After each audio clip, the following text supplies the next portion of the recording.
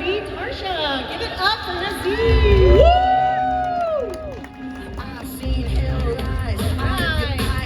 And next up, we have the fabulous Katelyn Barr. Woo!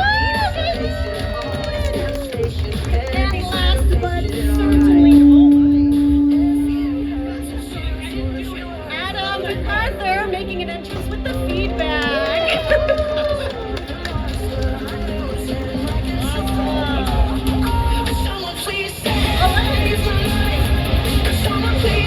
Hey, hey. How you guys doing? Is this like a remix of the opening song? Sounds like it. Yeah. Yeah, was sick. fantastic. Remixes only. Only. So this is the first ever Kaiju No. 8 English voice cast panel. Yeah. Woohoo! Amazing. Heck yeah. So we are going to eventually be opening the floor for Q&A for the crowd. If you could find the mic. And you don't have to line up yet, we'll get there. But, get those questions in your head as we go and we'll get started. So we will go ahead and go down the line. Can you guys introduce yourselves and tell the audience who you voice? Hey, my name is Nazeeh Tarsha, and I am the voice of Kafka Hibino, also known as Kaiju No. 8 in Woo! Kaiju No. 8. Woo! Yeah. I'm Katelyn Barr. I voice Captain Mina Ashiro. Yeah, emphasis on captain. Captain. Yes. First name Captain. First name, Captain. And my name's Adam McArthur. I am voicing Reno Ichikawa in Kaiju No. 8. Yes. Woo! Best boy. Yes. We love him. All right, so all of these questions are for all of you, so we'll just go down the line, or whoever wants to shout out first. Sounds fantastic. Sweet. So, were you familiar with Kaiju No. 8 before you auditioned for the role? I was familiar with its existence, but not the content matter. I had a lot of friends in the industry that were hyping it up as it was releasing. Obviously it's still releasing. And once I ended up getting the audition, that's when I started delving into the world and kind of, taking a plunge in. Yeah, same here. I just knew that it was one of the anime that was coming, and everybody was really excited about it. So after I got cast, though, I read a bunch of the manga, so I'm a little bit ahead of the anime. I know some things that happen. I'm not completely caught up. Is this a spoiler-free zone? This is the Yes. anime-only panel? Yes. Okay. Okay. Same. It's the same for me. One of our friends, Alejandro Saab, was pretty much obsessed with this and tweeting about it incessantly. So that's where I first heard of Kaiju No. 8, and then got the audition, started diving into the manga, and then since then have been all about this show. I think it's so good. The comedy's so funny. My castmates are incredible, and it's been so fun. Yeah, awesome. It is such a fun anime, and it's so chaotic and silly. Yes. And I, as a viewer, was not familiar with the manga, and watching it, I was not expecting the amount of chaos to ensue in this series. And so while it is silly, there are still some serious moments. Yeah, the wind's gonna take your name tags. Just pin them to your shirts, guys. Come on. So the characters are actually really relatable characters. I personally find myself saying yes, Kafka. He is by far the 30s hero that we need in anime. Let's go 30s. Yeah, shout out to all those people whose knees are creaking. My back On hurts. the standing room only panel, right? Yeah. So, do you find yourself relating to your character at all? Yeah, 100%. I'm 31 years old. I am fat. And everything is just spiraling downward from here, 1 foot in the grave. I absolutely relate to Kafka. But yeah, no, it's, outside of the very obvious, the fact that he comes into this show already having had life experiences and kind of already having experienced trials and tribulations. I think it makes him one of the most relatable anime characters that I've encountered to this point.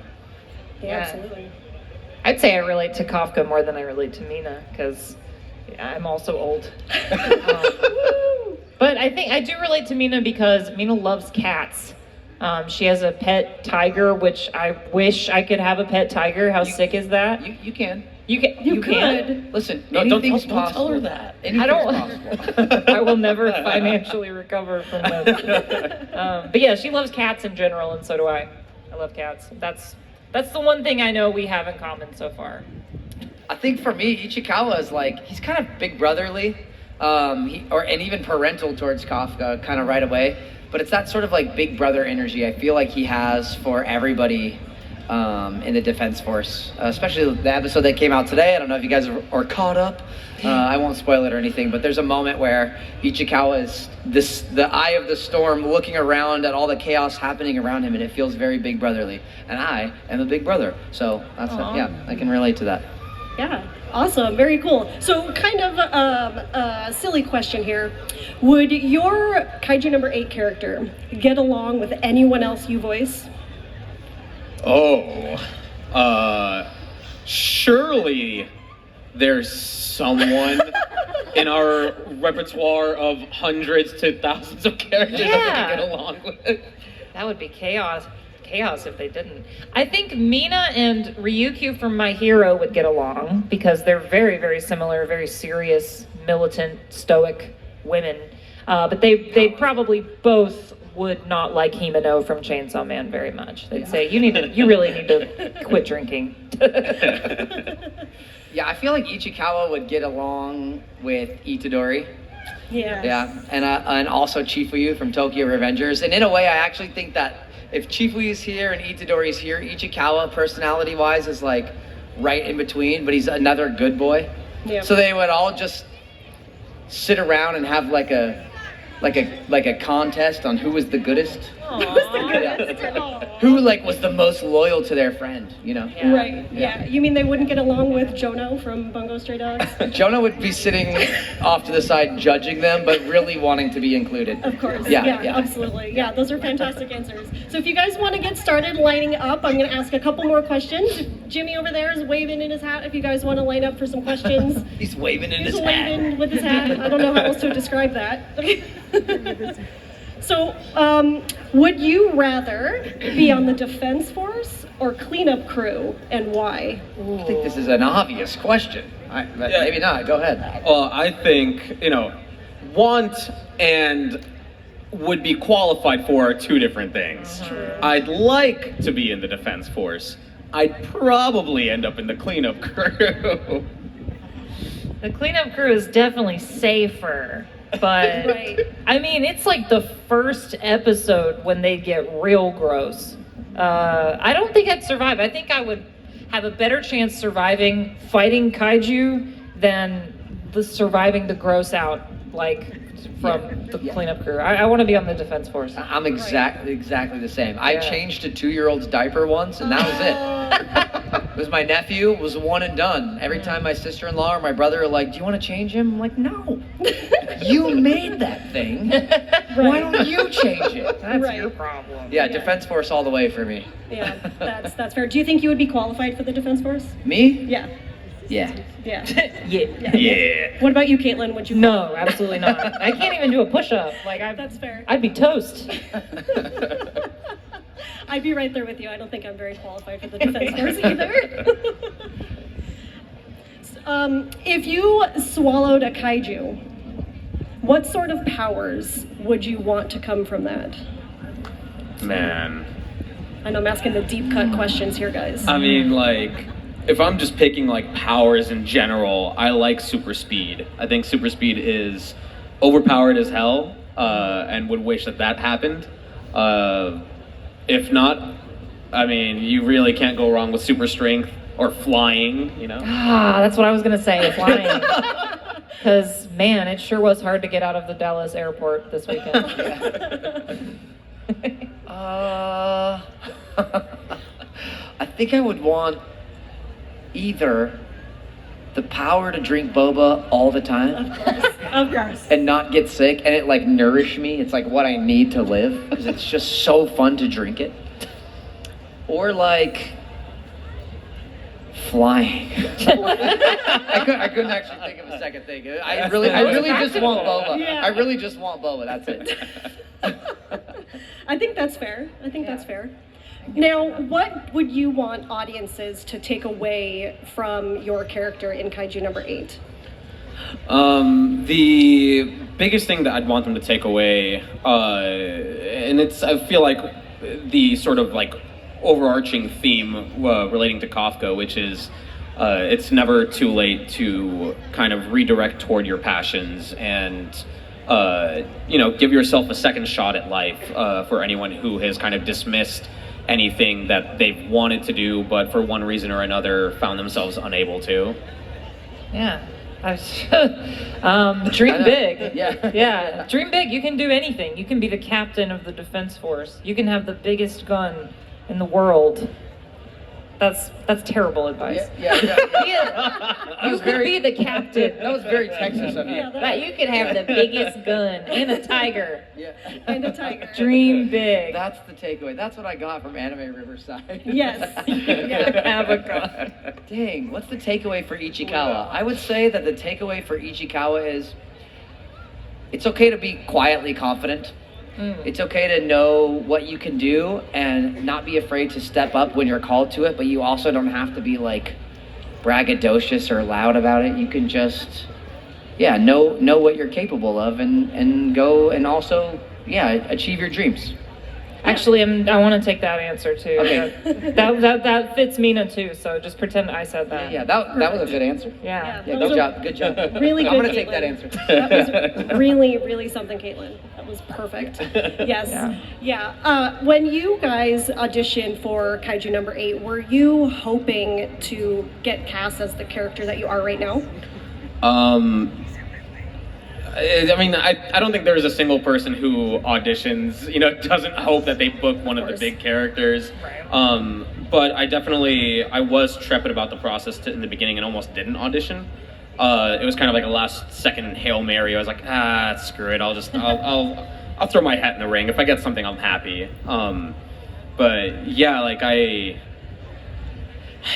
said, you always hope for something big, so I can't deny that. Yeah. Cautiously hopeful. Right. Yeah. I auditioned for Mina and Kikuru because I usually audition for everything unless it's like something I just really, really suck at. I try to do all the characters, at least try. If it sucks, I just won't turn it in. But Mina's the one that I was like, oh, this is like my bread and butter. Like, this is a deep voice, badass assassin, and that's my niche. That's what you are. Because I am a Yeah. badass You are assassin. a badass assassin. No, as I said, I can't even do a push-up, but my voice sounds like I can do a push-up. Perfect. So, and the Japanese actress, Asami Seto, I already shared 2 roles with her before, so I was like, this would make sense. So I'm glad they thought that it made sense too. Yeah. That's so cool. Yeah, I auditioned for Ichikawa and also Kafka. And when I was reading for Ichikawa, I was like, this just makes sense. Yes. Again, like sort of younger, good boy. It's right in my wheelhouse also. But I did read for Kafka and I was like, oh, this would be really a weird casting if they did it. But I was like, you never know. Yeah. But it was, for me, I looked at auditioning for Kafka more as like an exercise to try and not sound 15, even though I am 41. But yeah, like if I could have picked anybody, it would be Ichikawa. It just kind of makes sense with the other characters that I have voiced. So. Yeah, of course, and the casting was perfect. You guys are absolutely Appreciate it, incredible. thank you. Thank you. Super talented. Go on. Yeah. Amazing, wonderful. Tell us we're good, Perfect. please. You are amazing. I love the show so much, you guys. All right, we will go ahead and turn this over to audience Q&A.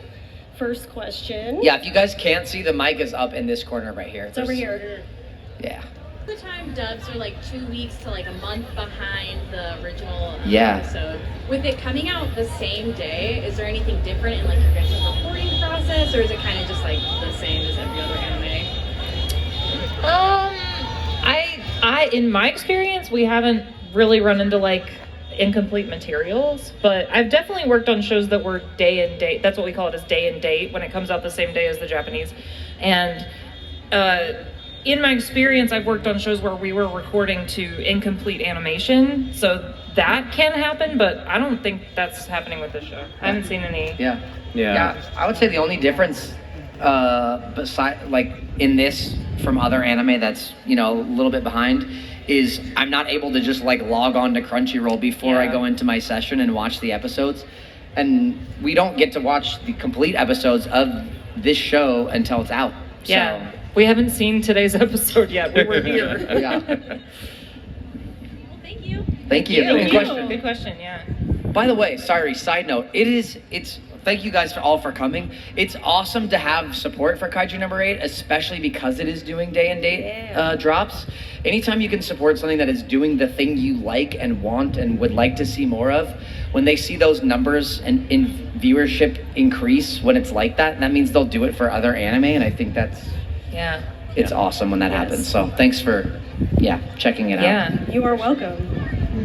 Hi. Hello. Hey. I just wanted to ask, how is this new role you guys are taking on like different compared to your other roles and stuff, like for Adam, Jujutsu Kaisen and Tokyo Revengers? Yeah. Ichikawa is, like I said, he shares a lot in common with those characters, but Ichikawa is different. To me, what I'm trying to do with him is those other guys are like a little, or at least Itadori is, his emotional range is huge. Like you see super goofy Itadori, and then you see crying on the floor in fetal position Itadori.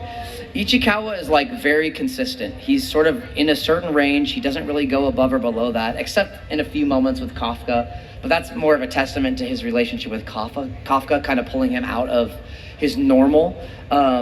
But what I'm trying to do with Ichikawa is create this boy he's got a lot going on underneath, and we don't really see a lot of that yet. And we were not going to see a lot of it until later, manga spoilers, but we learn about his backstory a little bit later and why he wants to be in the Defense Force and all that stuff. So the challenge and the fun and the difference with him is just kind of putting a cap on it and kind of keeping him as the straight man. He's not too crazy ever. He's always in this same kind of range. Yeah. Like I said, this is pretty on brand for me, this character. I think the only difference really is there are a lot of flashbacks in the first few episodes to them as kids, and I also voice her child version. And that's cool. Thank you. I don't voice a lot of little girls because I sound like this.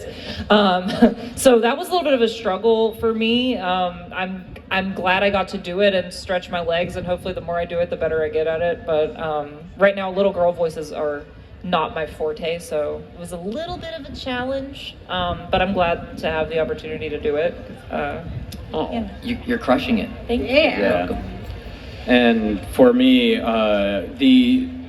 the difficulty or the difference in this role is I feel like it's a little bit of every role packed into one. Yes. Usually you're doing a lot, bro. Yeah. Usually a character like Kafka is split into two different characters at least. You have like the comedic relief, and then you have the shonen protagonist. But here he is the comedic relief of his own show to a decent extent. And finding the ability to sort of juggle hitting those comedic moments, but also still bringing out the kind of like the battle shonen parts that need to be that need to be executed well. That has been a little bit of a struggle. More so just because of the sort of vocal intensity of going back and forth, and I'm going all the way to like falsettos and going all the way down to like growly and gritty, and it's just like there is no in between. It's just all of it. Crunchyroll just posted a BTS of Nazeeh in the booth, and you guys, if you haven't, they're posting a lot of like voice actor BTS lately. But if you're interested in voice acting or just you're loving the show, you should go check out that clip because it's sweet to watch a pro do pro things. Yeah, it's really cool. I could tell you were bringing that scream up from your toes. Yeah. Yeah. And what's weird is you didn't have any pants on, and that also helps. I didn't have any pants. Yeah, the video is waist up, but that's why. Now you know when you want Actor secret. Yeah. You'll never know. Well, thank you guys. Thank Have a you. good one. Thank you so much. You as well.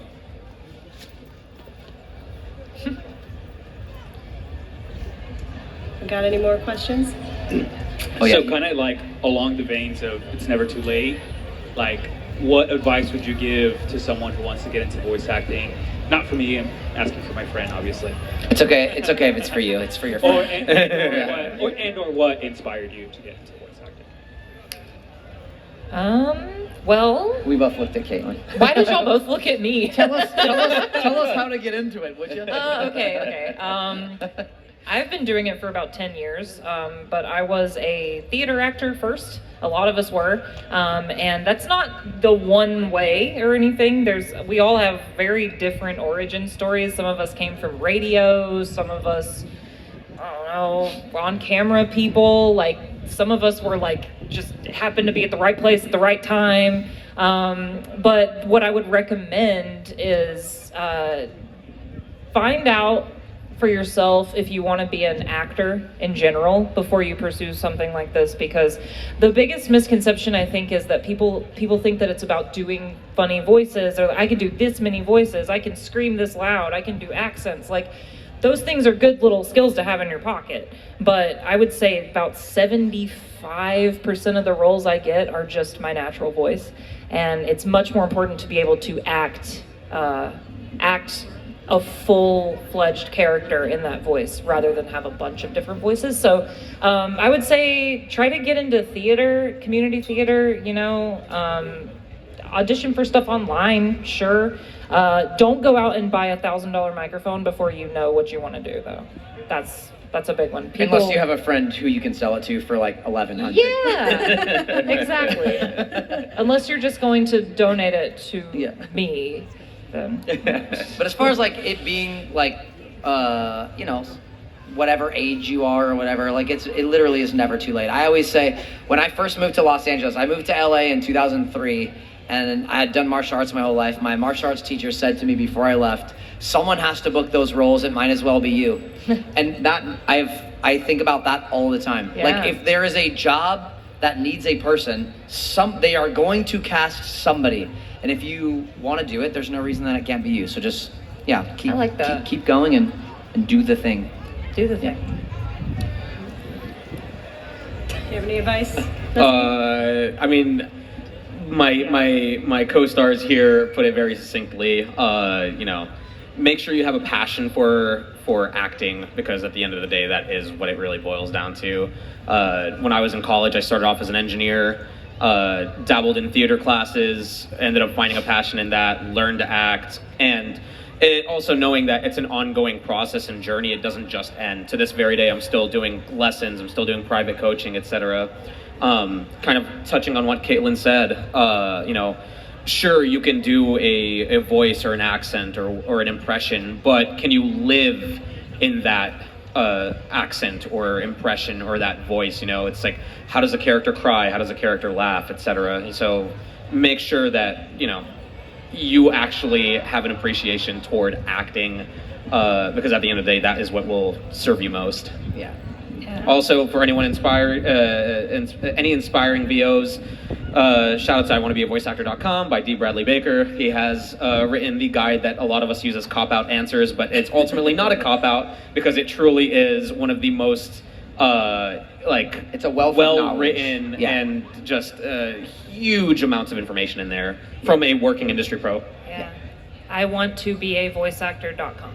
Yeah, if you forget it, you don't want to be a voice actor. Yeah. Good question, thank you. Thank you. Hi again, guys. What's up? What's up? Hey. So, just wanted to come up here and ask. I've obviously, first part of the name of the show is Kaiju. So I just wanted to ask, what is your favorite Kaiju movie, just in general? Like, say Godzilla. Favorite Kaiju movie? Type of movies. The Power Rangers movie. Yes. Those are my Kaiju. All the monsters the Power Rangers fought. It's true, right? You gotta count. You gotta count them. Right? It does count. Follow-up question: does Clifford the Big Red Dog Yes. count as a Yes. kaiju? Yes. Okay, that's my answer. Then. Yes. What the Giant hell? creature. He is. He's a Was giant there a creature. Clifford movie? Yeah. I don't know. There's a new one too. There's a weird new one, right? With Yes. the CG where the Yeah, dog the doesn't weird look. CG. Yeah. Oh man, Still a kaiju. I'm really I jokingly hate you, but now I actually hate you because I legitimately, I swear, was going to say the Mighty Morphin Power Rangers movie. You guess you gotta be faster. Same Yeah, You gotta be faster. She said down the line. Oh, you're right. Okay, I'll change my Down the answer. line. I'll change my answer. Forget that I said Power Rangers. Who said that? Godzilla -1. That's my favorite. Nazeeh, what's yours? What's yours? Godzilla -1. Dang it! Dang it! I need the Men in Black like forget me things so that way you get your own answer. Good question. Hi, good afternoon. My name is Brandon. My question for all three of you is going to be, to what degree do you view voice acting as a job versus a calling or an art form? Ooh, to what degree? Man, I mean, it is, equal parts, all of it, honestly. I can't even, like, compartmentalize them into various degrees because, like I said, in terms of the calling, in college I was exploratory and ended up finding this as my passion. As a job, this is quite literally my full time, so it's the only way that I make ends meet and provide for my family and everything. And then in terms of an art form, it's something that was instilled in me through college and learning theater, just how much of acting has just wow, I'm blanking on my words all of a sudden. Like a craft to it? Yeah, thank you. Yeah. Jesus, I'm thinking of like all of these different teachers and all these like different schools of thought and like how much there really is to like dissect in this world. Yeah, how you have to be intentional about getting better. Yeah. And how to become good at the thing you are doing. Yeah, it's the same answer for me. It is all of those things. It is, my first voice acting job was in 1998. Wow. Once I learned that I could get paid to talk, which is what I was getting sent to the principal's office for in school, I was like, yes, thank you, I will continue to do this. And then I just never stopped. But with that said, like, my career has taken many different paths. When I first started, I was in Northern California. I grew up near San Francisco, and it was like voice acting, but then I did a lot of on camera. And then when I moved to LA in 2003, I was doing all on camera commercials. Like if you were watching television from 2003 to like 2008, you saw me on commercials. And voiceover had pretty much, where I started everything, had kind of like fizzled out. There just wasn't much for me. And then in 2009, 2010, I had this like big resurgence back to VO. On-camera commercial died out because of a recession that happened in 2008, and that's where I am at the same. Whoa, sorry. And then that's where I have sort of just like forged this new path. So in terms of like, yeah, all of those different aspects, it is all of those things. Yeah. I would say that uniquely dubbing is like equal parts art and science. Totally. Yeah, because it's, we were talking about how like, oh, it's important to be, a good actor, be flexible as an actor, have a strong craft, but also you're limited by the mouth movements on screen. You're limited by the translation. So there's an added challenge and an added art, I think, to being able to do it in a box. Being able to do it with confinements and constraints. So yeah, art and science. Amazing. Thank you very much. Thank you. Thank you. It was a thought-provoking question. It was. Yes. We have time for one more question. Have to make me blank. So, hello. First off, I'd like to thank you guys for being awesome. Yes. Hey, Aw, thank you you're for awesome. being Thank you. awesome. Heck. So, my question is, out of all, like, what is your favorite line in the whole series that you guys done? So far. You seeing this, Ichikawa? I'm eating a bird alive over here. That's what I was gonna say, because I saw you sign something with that earlier. Yeah, that was awesome. Oh man, I don't have anything like that yet. I do like the first round, fire. Second round, fire. Third round, fire. Mina, it's already dead. Give the order. Fourth round, fire. That's Just amazing. please. Destroying. Yeah, just overkill. I think one of my favorite lines in this show so far is not an Ichikawa line. I think it's actually one of Kafka's lines, and it's when he calls Kikuru Little Missy. Little Missy. Little Missy. That's what I said last time somebody asked. Little Missy. That's fun. That's fun. Yeah. Thanks, Ed. Yay. Thank you. Well, thank you. Thank you. Awesome. Well, let's give it up for our Kaiju number 8 cast. Thank you guys. And thank you, you. audience, for being here.